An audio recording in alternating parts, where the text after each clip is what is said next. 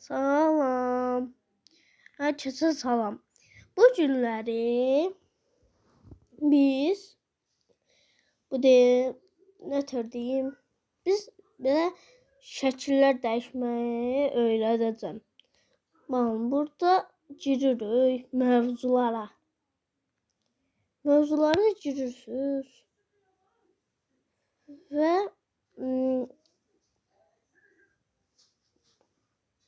burada istədiyiniz şəkillərə girirsiniz və baxırsınız. Və şəkil də çəkmək olur. Mən onu bilmirəm.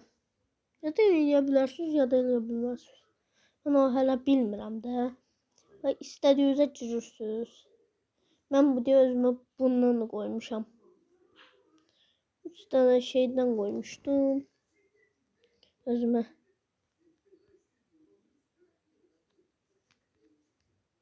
Geçəydi hamısı. İstədiyiniz kimi hamısına baxa bilərsiniz. Qoya bilərsiniz telefonunuza. Hamısı bir-birindən gözəldir.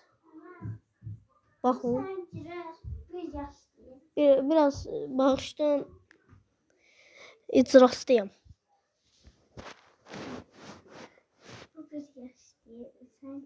Yox. Belə baxa bilərsiniz.